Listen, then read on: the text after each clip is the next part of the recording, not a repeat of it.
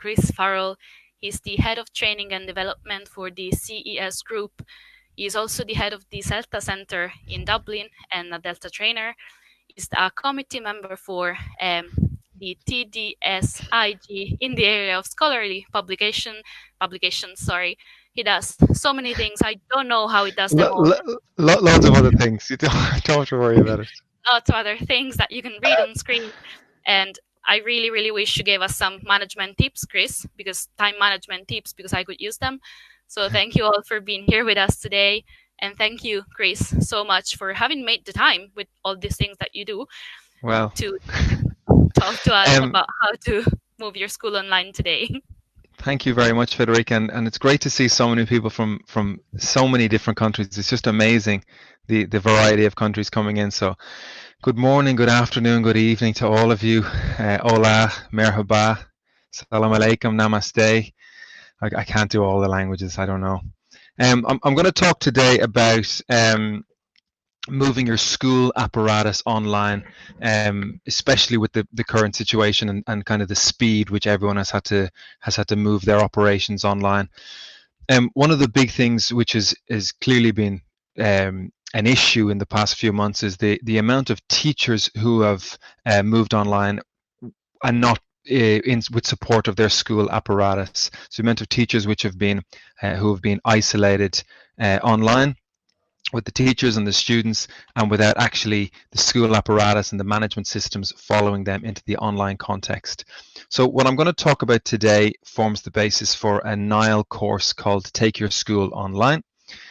In this NILE course, we looked at accreditation criteria for face-to-face schools in a number of different contexts, and we tried to see which exact accreditation criteria will need to be modified in the move to online, and which will need some small little changes, and which needs a complete overhaul.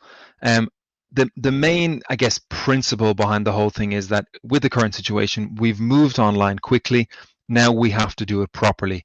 If we are to ensure that we're providing the best service to our teachers, we're supporting to our students, we're supporting our teachers in the best way, and we are ensuring that the quality which we guarantee in a face-to-face context is transferred into an online context. We have to look at the transition of the whole school operation. So the main document I've looked at in terms of the accreditation standard is EQUALS. It's a European-based organization for inspection and accreditation of language services, but they're branching out now. I think they have schools in South Africa and in Arabia as well, and also Aqueduto, who have a quality framework in online education. So we've generally used the two of them as the starting point for this analysis. In using them, we've looked at what makes a quality educational institution. So what is a good school? What does a good school do? There's 12 different areas we've looked at in terms of what makes a good educational institution.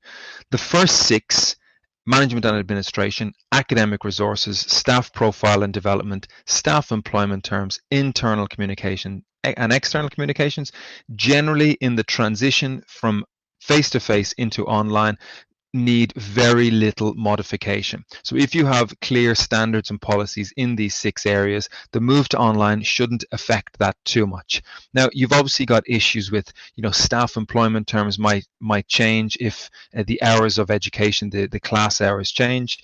Academic resources are also going to need a rethink in terms of what type of resources you're going to source, what type of resources are acceptable and stuff like that.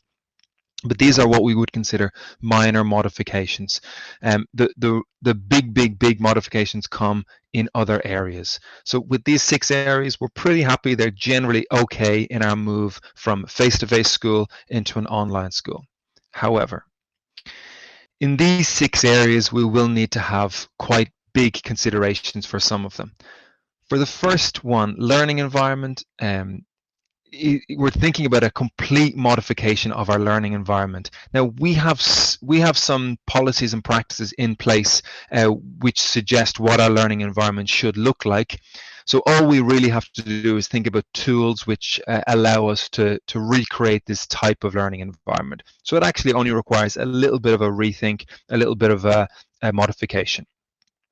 Course design and supporting systems, especially in terms of supporting key stakeholders in the education process and designing courses which are appropriately with appropriately achievable learning outcomes in an online context. This is a big consideration. And client services, we consider areas like non-pedagogical spaces in a class, in a school. If you've got a school which is face-to-face, you've got a lot of opportunities for peer-to-peer development, peer-to-peer education, socialization, stuff like that. In an online context, not as much. But these three areas down the bottom, teaching and learning, assessment and certification, and quality assurance, all require major surgery, major modification in the move from face-to-face schools into an online context. And these are the three which we're going to primarily analyze today. Now, I really understand that because we've got a variety of people from all over the world, there's such a wide variety of contexts. So I'm going to try keep things as general as possible. There's an opportunity to ask questions at the end if there's anything really specific. There's an understanding that although we're not all in the same boat, we're all facing the same storm. So we do have certain things which are transferable across a range of contexts. But of course, I will endeavor to fulfill all of your questions at some point. First one is teaching and learning, the first area we're going to look at. And obviously this is fundamental to what you do as an educational institution, how you facilitate the development of learners' language abilities, and how you train the teachers and support the teachers to be able to do this consistently.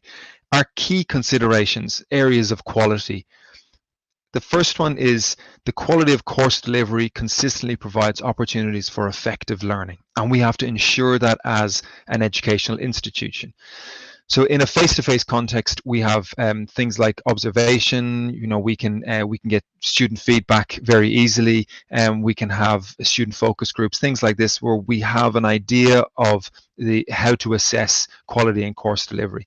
One of the big issues in online, well, two of the big issues in an online context is we don't have that ease of observation. We don't have this clear policies and procedures that we can really see what's happening in a classroom. And secondly, frequently from a management perspective, we do not have the apprenticeship of observation to know what quality in online education looks like. We do not have a good idea of the standards of best practice and what a good lesson should look like, and how we can help teachers to make that lesson better, make their lesson better, and how we can best support students to be able to learn in an online context, because frequently students are not prepared for online learning. We're also looking at lessons being planned with reference to the course program and the learning and motivational needs of individuals. Now, knowledge of the learning and motivational needs of individuals is massive, and this is where the human element almost, or the face-to-face element of the real world classroom comes to the fore, and it's lacking obviously in the virtual classroom. We find it very difficult to build a rapport online. We find it very difficult to engage learners online. We find it very difficult to really understand the motivational needs and to constantly adapt to the individual motivational needs of learners. So we need to think, how can we do this in an online context? How can we reframe our processes to be able to do this in an online context? We also want to focus a little bit on learner training. We want the learners to be able to develop their own study skills and to be able to think, that's how I can learn a language. Now I need to go away to an asynchronous place, so a non-live place for assignments or your virtual learning classroom or whatever, for them to be able to develop the skill which you have been helping them with.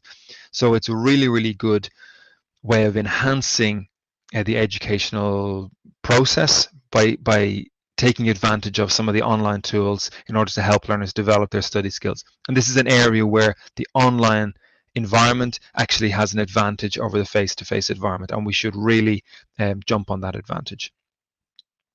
Now, I'm going to ask for a little bit of participation. I know I've got hundreds of people here. I don't know how well this is going to go, but I want you to think about your context and your move to online. And I want to think about how you can monitor quality. If you're a manager and you've got 10 classes, 20 classes, 30 classes in your school, and you want to think, how do I know what's going on in that classroom, and how can I begin to say, yes, that class is a quality class because I've seen this evidence. I want you to go on to www.menti.com and use the code 691595, and I just want you to type in your idea or what you think, a method or a tool or a way that you could monitor quality in teaching and learning online. I hope this works. Obviously, as I said, everyone is in a different context, so everyone is going to be coming up with different solutions, motivating the students. There's the first one in. Everybody's going to be coming up with different solutions which are applicable to their context. What we hope to have here is to be able to build up that community of practice and allow you to see whether you're in Iran, whether you're in Turkey, Italy, Brazil, or wherever, that you can see everybody is in the same content, in the same boat when we're thinking about these issues. Making students complete a survey. Yes, I like that. Survey. Easy. Feedback, observations. Student well-being, having student well-being front and center. Observations, I really don't know. Yeah, and that's generally the thing, because we don't have enough information about the context. We don't have enough training in this context. We need to really put our heads together. Providing quality feedback, assessment. Managers drop into Zoom lessons. Student answer when asking questions. Microsoft Teams, G Suite calendars. So assessing language production, live observations, set up specific requirements, provide specific instructions, constructive feedback. Oh, some great ideas. Student feedbacks, chat box. Really great ideas. What I'm going to do at the end of this, so with all of your answers, I can convert them into a PDF, and I'm going to send them on to Federica to be able to be sent on to you, so you can see some of the ideas that other teachers are coming up with, and maybe they are applicable to your context. Some great ideas. A lot of observation, student input, student surveys, and then also building it into the lesson as such, in the actual assessment of success in the lesson. And I think we have overwhelmed, once again, we've overwhelmed Mentimeter. But keep them coming in, keep your ideas coming in. And as I said, I will convert all of that to PDF, and we can send it on to you. I have a couple more questions in this session. So you'll hopefully get a couple of different ideas from people, whether they're tools or whether you can see that everybody is talking about surveying students and observing, and they might be the way that you can monitor quality in a teaching and learning in an online context. Super. I'm going to jump on, and as I said, all of that will be available for you. This is some feedback. I did this question before, and this is some feedback I got. So you can see that you've really similar recording, dropping into lessons, other teachers in online lessons, stuff like this, which we're all thinking about. In order to monitor quality, you need to include the students, and you need to also, as a manager, to be in the lessons every now and again, or view a recording of the lesson. So we need to actually have policy tools and policies and procedures in place that allow us to do that without much effort, especially if you've got 30 classes, 40 classes, it can be very difficult for a manager to do that. So that's one, teaching and learning. And it's really the one thing which we need to get right, because currently, as I said, teachers are being isolated in the online context, and we as managers or as school owners or as principals or as senior teachers or whoever are starting to think, well, how can we support teachers? How can we tell them what we think they should be doing when frequently we don't know? So we need to create these models of best practice and get as much information as possible from as many sources as possible. So great. Second thing I want to look at is assessment and certification. And I don't mean formal assessment exactly. I don't mean using something like an IELTS exam or any sort of examining board. I mean assessment which the school will run itself. So if you have rolling enrollment, maybe you've got a placement test to put the students in a certain class. Maybe you've got a level test to move them up or whatever. Maybe you've got an end of stage assessment, end of course assessment, something like that. Some sort of assessments which the institution will run in order to best monitor learner progress. And then on the other hand, assessment which the teacher will do in class in order to monitor success in different learning outcomes. So these are big considerations in an online context, because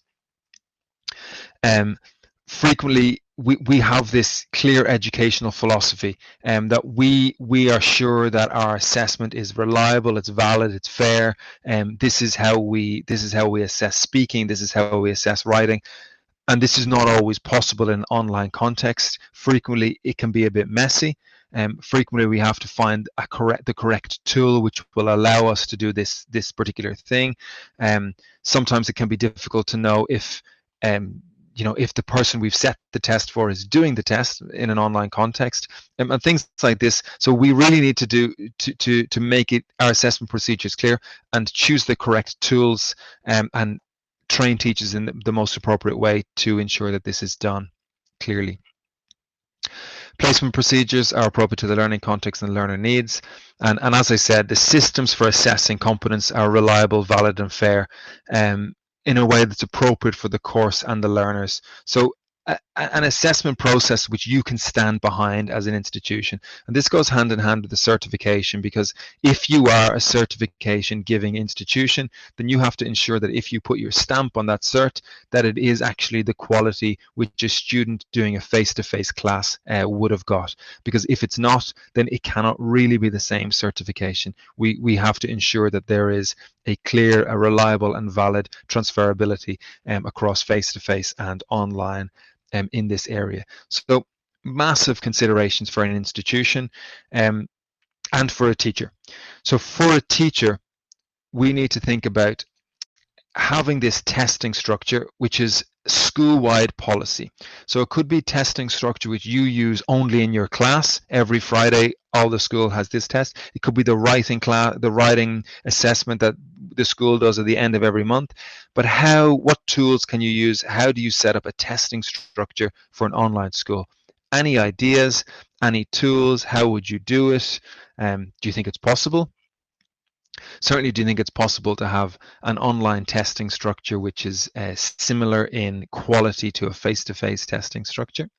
So again, it should show up on your menti.com, but if you want to go into 691595 and put in whatever idea comes to your mind, no idea too big, no idea too small, all accepted. Yeah. Quizzes, portfolios is a great idea. Yeah, and this is something we'll look at a little bit later on. I think it's a really useful way of a continuous assessment. Let me scroll down. Oh, sorry, hold on. Formal, so a live oral exam, which would be really good if we have the time and if we can facilitate it. Google SurveyMonkey, great ideas. Moodle quiz, live worksheets, great ideas. Google Forms. Google Forms seems to be a really popular one. Partnership with a testing organization, and people have said this before, if it's possible, that'd be great, because that's their business. Portfolios and quizzes, great guys. Polls, portfolios, quizzes. You see, everyone is really thinking along the same. Mentimeter, Kahoot, quizzes, portfolios, quiz surveys, clear rubric for projects. Forms on platforms, so whole school platforms. Yeah, like if you are using G Suite for Education or using other platforms. Fixed days to do quizzes, perfect. Google Forms, project. Formal assessment, set a time limit. That's great, guys. Recordings, audio recordings and stuff like that would be really helpful. Videos on topics, essays, stories, Google Forms. Excellent. So again, I'm going to put all this, I'm going to convert all this to PDF, and it will be sent on to you after the session. Yeah, great. Great, Google Forms. So I often consider, if you're in an area where Google is not accessible, I know there are some countries where Google is not accessible, and we have to think about how can we do it without a tool like Google Forms, which is pretty tricky.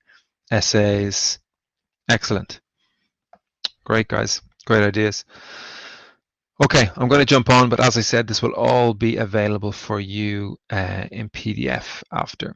This is some ideas I harvested in a previous asking of this question.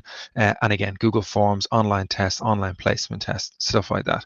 So a lot of people are thinking along on the same wavelength. Google Forms seems to be the easiest one for discrete item tests. You're also going to look at something like, and I'll look at it later on, something like Bulb digital portfolios for the creation of online portfolios, even something like Flipgrid or Edpuzzle, or even having portfolio units in Google Classroom.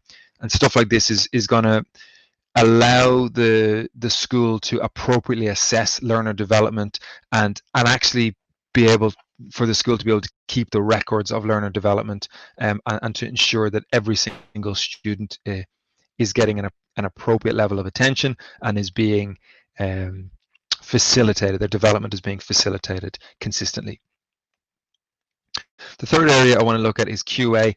With quality assurance, it obviously kind of is an umbrella area for all of these things, but there are specific questions we might have in this area. For example, we need the school to be able to foster a culture of quality with continuous evaluation, reflection, and action. And as I said before, this requires a definition of what is quality in terms of materials, student support, teaching, whatever, lesson planning, classroom management, knowledge of context from the teacher. Can we train the teacher to be more proficient in the medium of delivery? Can we consistently evaluate quality in the organization? So do we know what quality is, and do we have mechanisms for checking? Can we reflect on that as a teacher? Can I watch back one of my lessons and say, yes, I did that well? How do I know?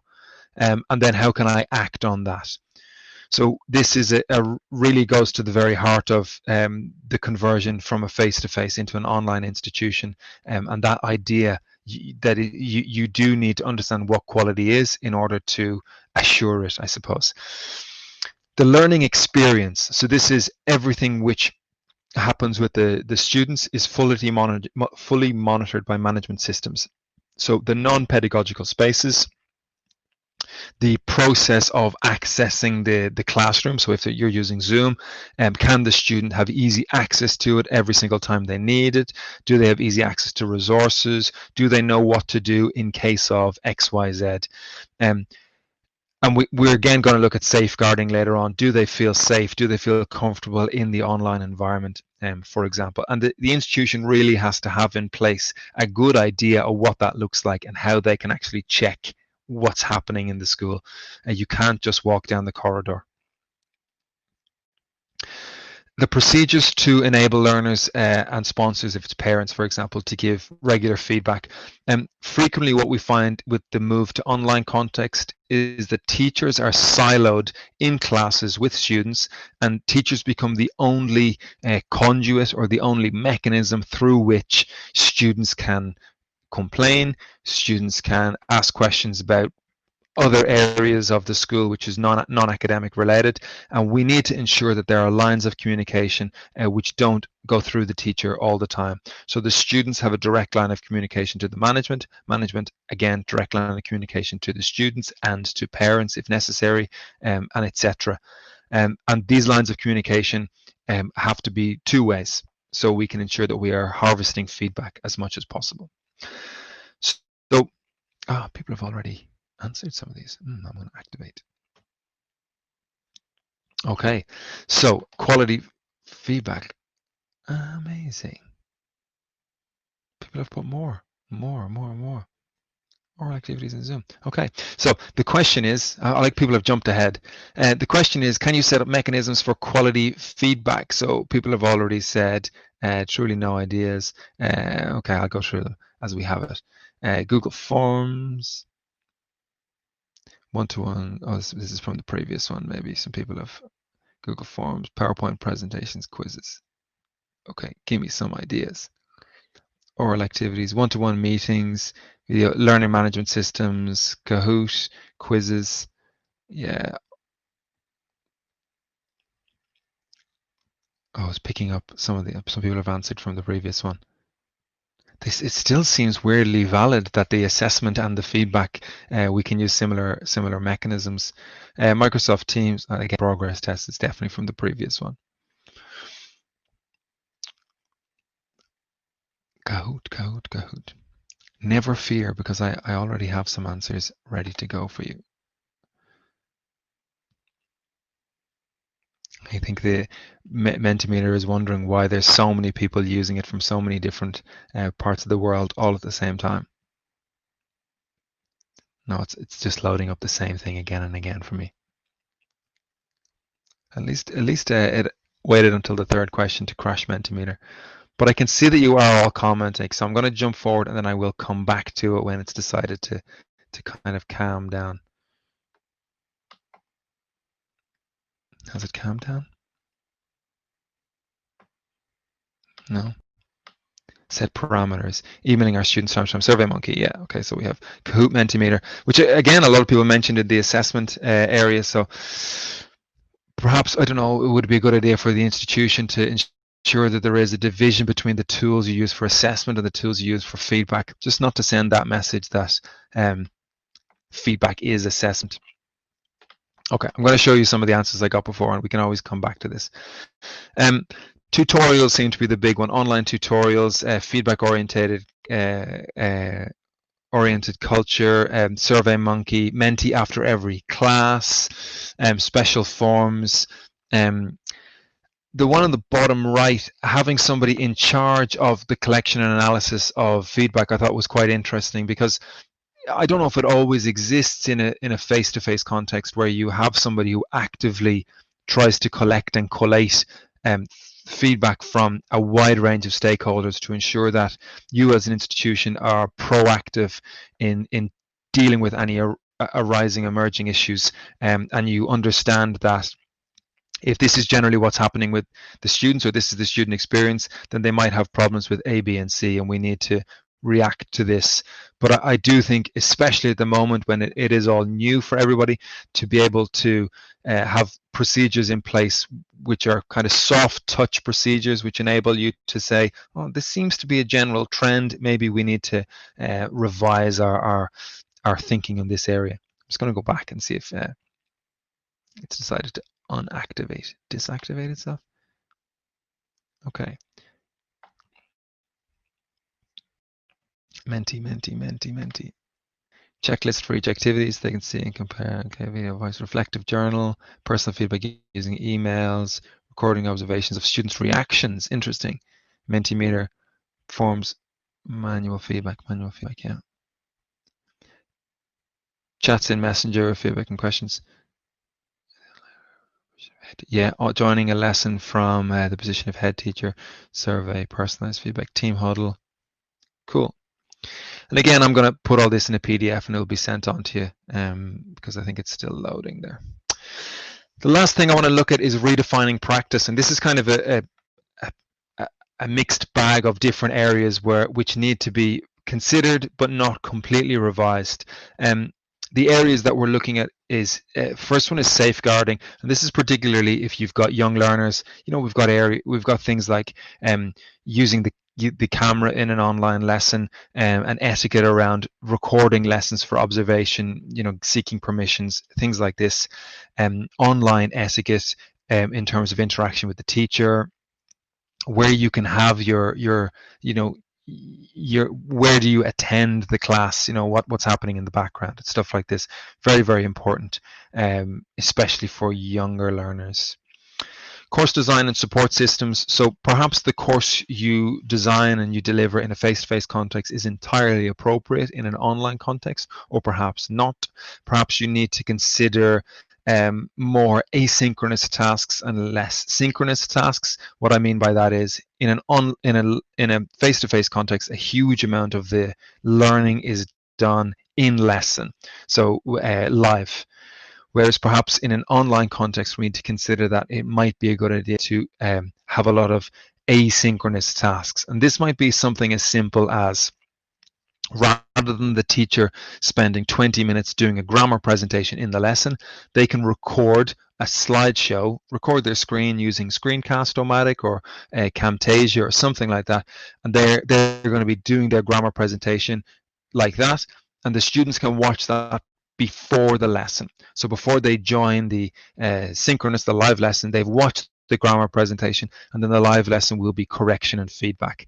So a redesign of how we actually deliver lessons and how we assess success in learning outcomes is necessary, I think. And that support systems are, support for the students, support for the teachers. How are we doing that, and in which ways are we doing it? Yeah.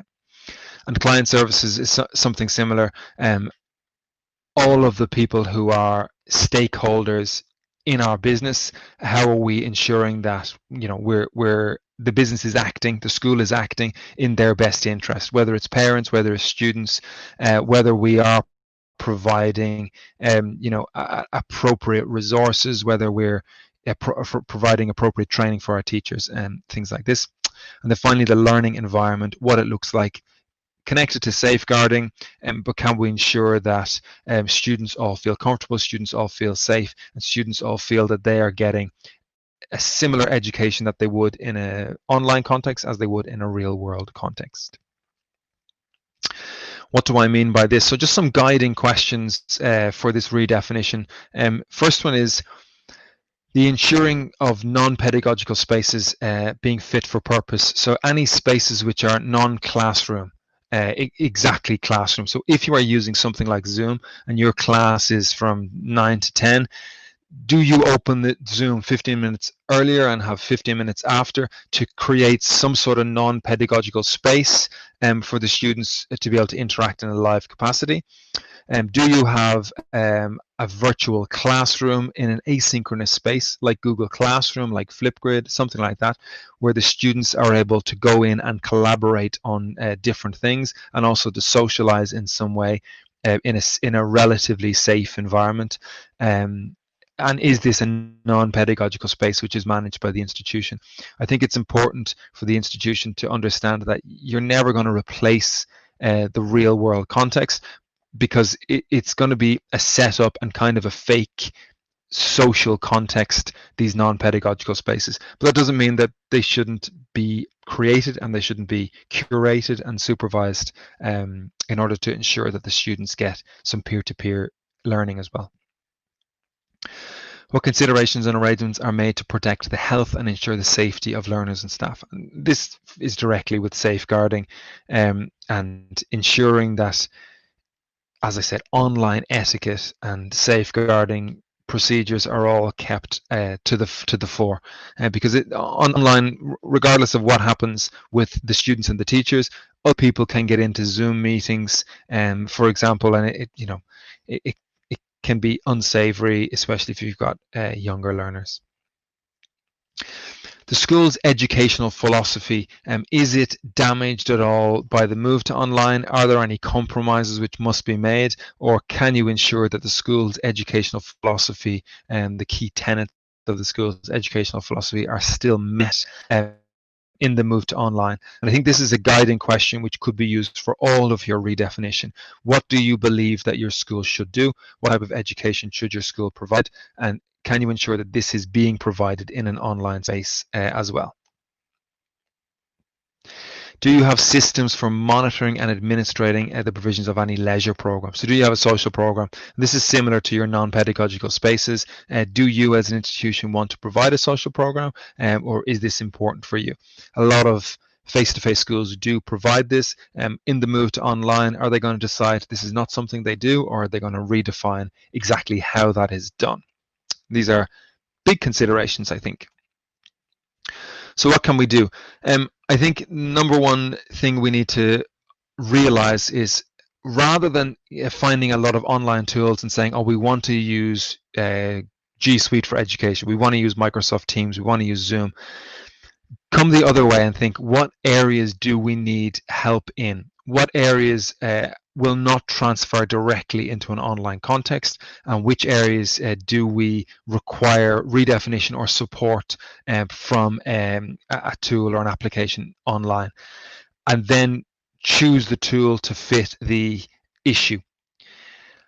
We also can look at opportunities and the enhancement of learning online. So rather than look at the move to online as trying to pigeonhole all of your previous practice into an online context, think how can I redefine and even enhance our practice in an online context? So how can I do this consistently?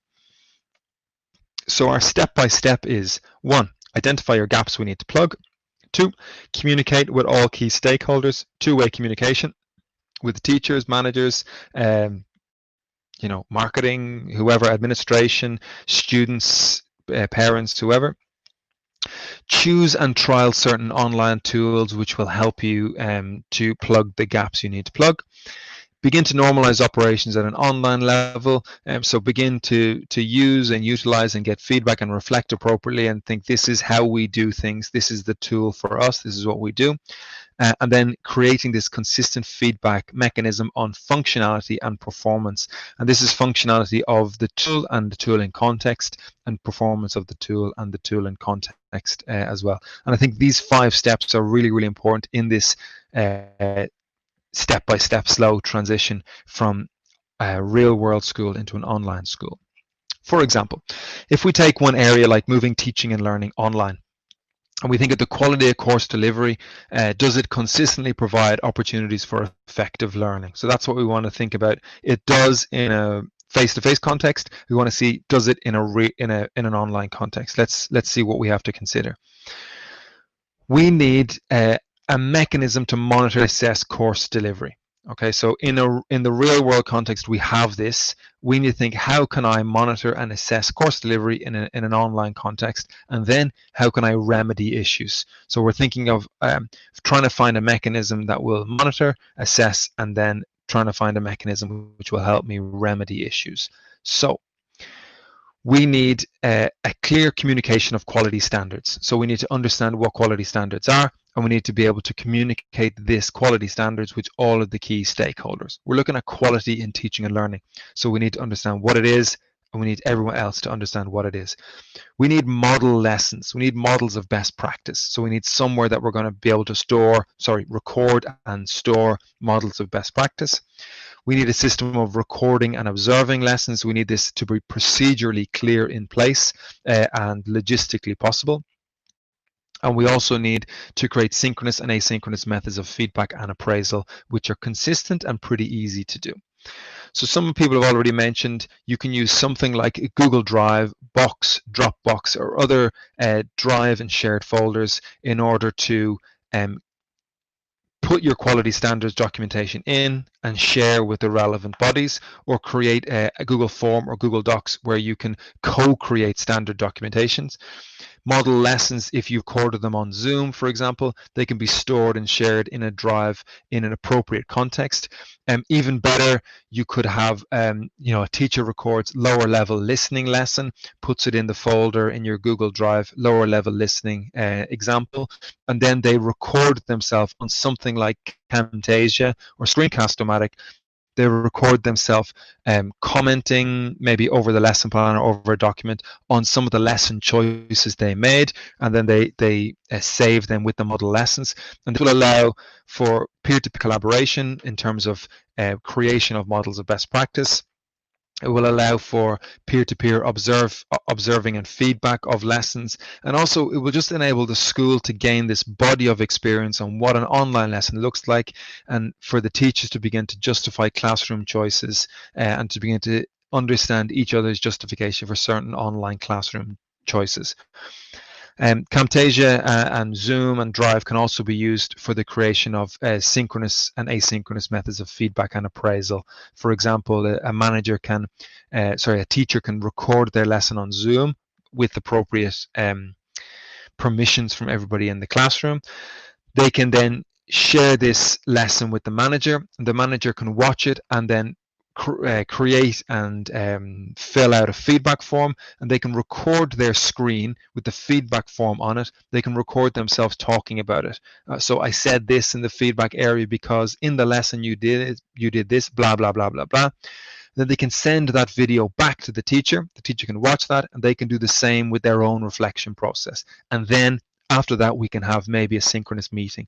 This is a way that the online classroom is actually better, enhances the quality of feedback, because it allows people not only to give feedback, but to really think about verbalizing that feedback and explaining their thought process, and for the teacher then to be able to listen through that again and again and again, whatever they want to do, give that feedback again back, and then all of that to be saved as an accessible document for all the teachers to see the process of lesson, critique, observation, feedback, reflection, and all of this kind of stuff to exist in a Drive folder, which is models of best practice. So this is a way which our online tools can help us answer this question: quality of course delivery, providing opportunities for effective learning, and we are enhancing our practice as a school. Another area is looking at QA and procedures for enabling learners and sponsors to give regular feedback in academic and non-academic provision. So we need a mechanism to communicate directly, and we need a mechanism to harvest feedback. So a mechanism where I can communicate with everybody directly, and a mechanism where I can harvest feedback, especially targeted feedback. So we're going to look at creating direct methods of communication which bypass teachers. Sometimes things like email lists can be really, really clunky because you've just got lots and lots of emails, and you've got email threads and things like that. So that's one way, depending on how many students you have. If you're into the hundreds of students, it might not be possible.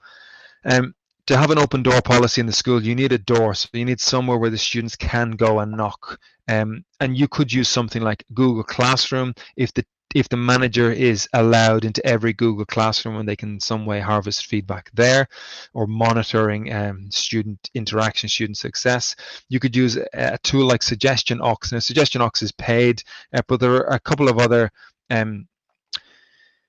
different functionality, lesser functionality perhaps, feedback tools. You've got stuff like SurveyMonkey, which was mentioned before, which can be used, and then you can also use something like Mentimeter to create questions like I had there, which are open feedback, and having QR codes in every teacher's lesson where the student can just pop in the QR code and give feedback on the lesson, on the week, on whatever the manager deems appropriate.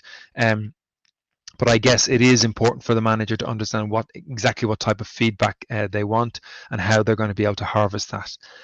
But that's another example of a couple of different tools which can be used to scratch one particular itch or to plug a particular gap. If we look at other tools which are available, people have mentioned already Microsoft Teams and G Suite. Now, G Suite for Education isn't available for everybody. I think you have to be a state school to get it, but G Suite in general is accessible for everybody, and it's got lots of different functionality on it. You've got Google Forms, you've got Google Docs, you've got Calendar, Google Classroom, Drive, a number of different things which you can use, which are really, really useful for an online classroom. You've got Microsoft Teams as well. Microsoft Teams is, again, similar functionality. The Teams aspect is free. There's obviously paid addition for that as well.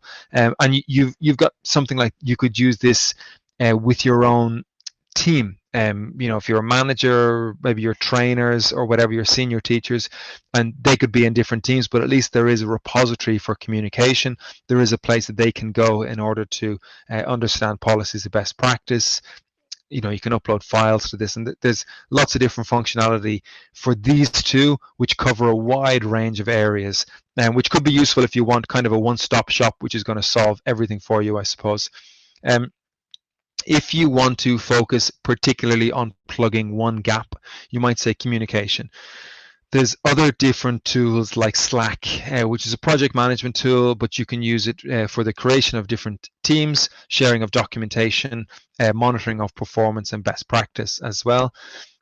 You've got something like LifeSize.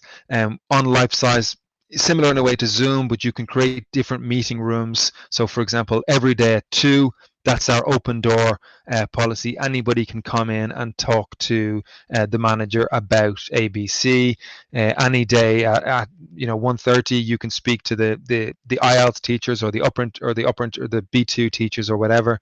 But it creates these different rooms, I suppose, that you can just go into, and there's a person always there, or certainly there at a certain time for you to communicate with. Really, really useful for drop in and also for scheduling meetings that are regularly hosted, I suppose. You've got something like Screencast-O-Matic, like I said, with Camtasia, which allows you to record your screen.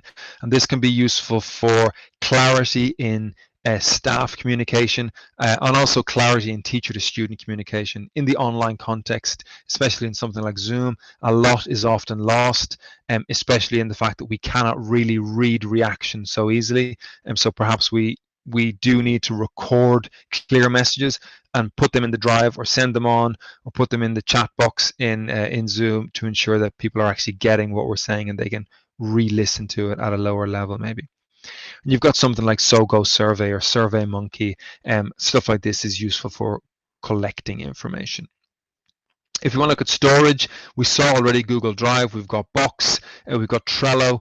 Trello can be used for storage and for project management as well. Really, really useful tool, which covers a lot of different areas depending on what your school needs, and quite a useful tool, Trello. I would recommend having a look at it. People have mentioned Moodle before. Similarly, Edmodo and Flipgrid perform similar functions as virtual learning environments, asynchronous environments where the students' portfolios can live, where they can live off live session, I suppose. And then you've got other things like Padlet and Bulb digital portfolios. Padlet is literally a wall you can use in class, or you can use it as the school notice board for social activities, the school notice board for whatever you deem necessary. It could be safeguarding notice board, for example. Bulb digital portfolios allows students to create their own individual portfolio. You could ask students to create Bulb digital portfolios where they do weekly feedback on the learner journey. Could be a little audio, video document, and you as a manager then can or teacher can then go in and have a look, and you can see how the student is getting on from what you can understand from their portfolio. So generally how they are finding their classes, how they're getting on with their classmates, stuff like this can be a useful way of kind of soft touch harvesting of feedback. Or rather than investigate all of them yourself, this whole talk has been is taken from this Nile course, Take Your School Online. The 4 different units, the 4 different modules are the 4 areas which I talked about in this talk. What this course does is it has clear guiding questions for every unit in focusing our minds on what questions we could be asking and moving from the online, the real world context into the online context. It's also got video Q&As with practitioners who are in the middle of this process. We've got video tutorials on the different tools and how they can be used in different contexts. We also have the creation of a community of practice, and you can see from the amount of feedback that you're getting in these Mentimeter chats that everyone is bringing their own context to this, and they're bringing their own solutions, and it's really, really useful to be able to talk to people from different parts of the world and understand their context. So that is coming soon to nileelt.com, and that is generally me. I don't know if we have any time for questions. No, we do have time. Maybe Federica wants to come back and tell me if there's any questions at all. I can begin to try to begin to answer. Maybe. I hope everybody stayed with me. That was pretty quick, I guess. You can see how sunny it is here. This is Dublin. It's always sunny. It's tropical.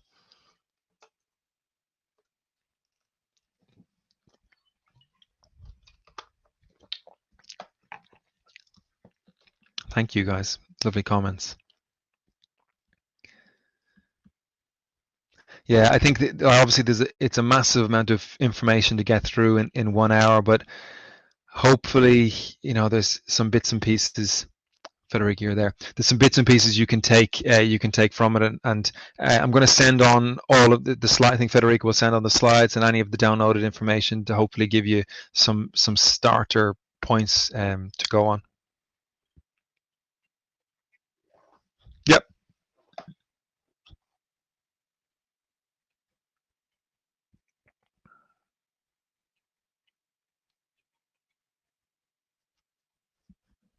Thank you.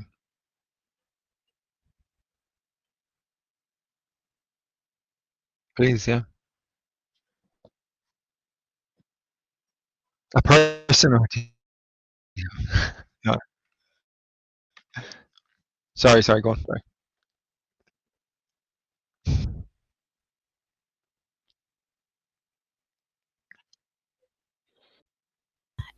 About having the parents know that you don't know the answer.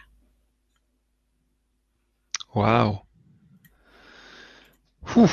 A child asks an academic question, for example, Yeah, or I think a it safeguarding. was most. I think it was more about a vocabulary question, for example, because then there Oh, was okay. a Well, little. God, sorry, this happens regularly. It people ask me vocabulary questions which I don't know the answer to regularly. So what I always do, the way I try to get out of it is if it's not directly in line with the learning outcome of the lesson. So, for example, we have a learning outcome for the lesson which we're going to go and we're going to try assess. If any language comes up, which students say, it's okay to say, look it up in a dictionary. We're going to focus on the learning outcome, so we're not going to dig too deeply into you know unpacking all of the vocabulary. We don't have time. We're going to focus on whether the skill development or the grammar or whatever. And you know, as somebody said, don't scold a child, but just say that's a lovely question, but we're going to focus on this. We don't want to spend too much time digging into all the vocabulary, for example. Or we can say, let's deal with that tomorrow, for example, and then you can have a bit of time to go look at it. That's a super practical advice. Thank you, Chris. No problem. Someone else also said that teachers are allowed not to know everything 100%, of course. Absolutely. Another question that came up was how healthy do you think it is to upload saved lessons, I think pre-saved lessons, for secondary students with no interactiveness or mutual conversation? So, do you think it's healthy to teach teenagers asynchronously? No, not entirely. So I think that the blending of synchronous and asynchronous lessons needs to be really, really carefully thought through in terms of is it in line with the pedagogical approaches which you as a teacher or as an institution prefer. And I think if we think about lower level students, they're going to need a lot more live scaffolding of language development. So you might have say for argument's sake, you might have an hour long learning unit, and that might be 15 minutes of an asynchronous task, so preparation where they get to watch a short video and do a little task, and then you might have 30 minutes or more of that feedback, that live session feedback, where you really get to scaffold and help them and support them and whatever else. And then they might have a little homework task for that 10-15 minutes as well. When they get to the higher level, you might balance that out a little bit more and give them a lot more asynchronous stuff and they'll need less support and scaffolding. They'll need more collaborative tasks, whatever else. But I don't think we can say, teenagers, you've got 2 hours asynchronous, go and just do that, and then send me the answers. No, it's not going to happen.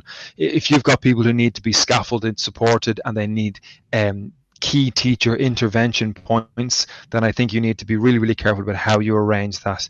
And I think there will always be a space for key teacher intervention throughout, especially for teenagers, throughout the education process. Thank you. And I think this links really well with the next question, which is how long do you think the perfect class is for online class is for teenagers and young learners? It depends exactly what is meant by an online class. So if I take answer one, if I take it as an online class is solely live, you using a Zoom Zoom as the medium of education, I think you really can't have more than an hour, and even that is probably too long. I think ideally probably something like 40 minutes.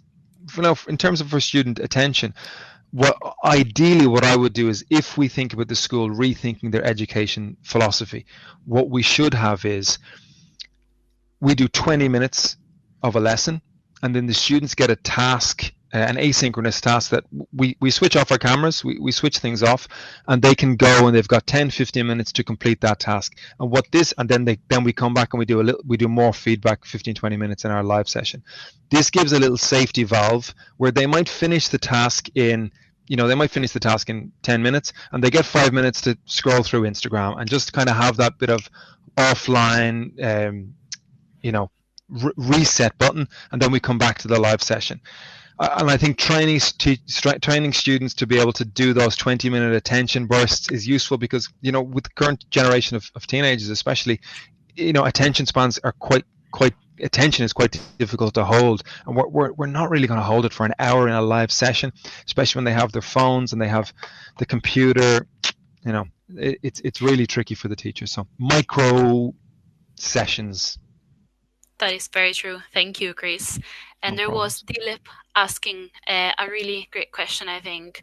So how would you ensure that he's calling them external stakeholders, I think meaning parents and, anyone that's in the house really, to help you with online teaching when you're doing synchronous teaching? I always refer to my parents as my external stakeholders. How do you ensure? Yeah, so it's not the teacher's responsibility. So and this is something which needs to be clear to management. The teacher's responsibility is to assess the learner's needs and to help the learner develop their abilities in language or history, geography, whatever whatever subject you are teaching. The school's responsibility is to create procedures in order to ensure that all of the stakeholders' needs are met. So the stakeholders include the teachers, and the stakeholders include the parents. So if the parents need to be included, or the parents need to be asked for permission or something like that, this should all be part of the school's policies and procedures. And in terms of whether you need the parents to help you to get the students to go to class, this needs to be a clear communication between the school and the parents, not the teachers and the parents. And this is, if any managers are watching, this really needs to be a burden which is taken off the teachers, because there's too much already, especially in the current situation, there's too much on teachers to have to plan the lesson. You're going through a complete change of the medium of delivery, a complete change of everything that you do. And then also you're asking them to try and wrangle parents and things like that. I think the school needs to have these clear policies and procedures which make it leave no doubt in mind what the school's what the parents' responsibility is in this context. Thank you. I think that was great that someone is addressing managers and staff, because that's such an important part of this collaboration that it can be avoided. So thank you. Yeah. So once we convinced parents that our online and especially asynchronous classes are valid and worthy, how do we convince students as well that we're still offering an equivalent service?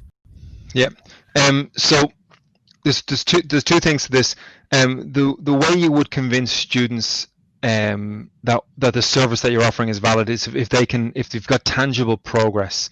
So and this comes back to the assessment. If you can appropriately assess success regularly and encourage the students to assess their own success, then they hopefully will begin to see, especially teenagers and adults, will begin to see progress as they would in a face-to-face context. Secondly, what I would recommend in terms of the use of technology, the use of the online context to redefine and enhance learning, is the creation of learner profiles in your virtual learning environment. So in something like Bulb or Flipgrid or Edpuzzle or whatever, Google Classroom, whatever forum you use, if they can begin to create their own personal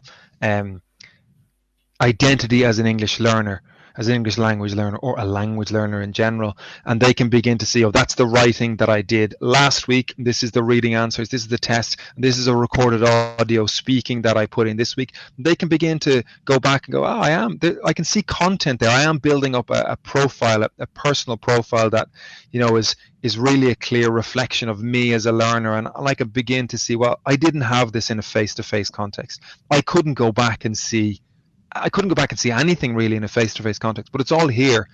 And that's going to put the onus for reflection on success back on the student, and for them to begin to see, oh God, I am getting better, and I know that because I learned it and I think that's a really, really important crutch for the teachers to rely on, to be able to push back on that and say, you have the opportunity to go online and see how good you were 3 weeks ago, how good you are now, what progress you have made in terms of knowledge and language use. Thank you.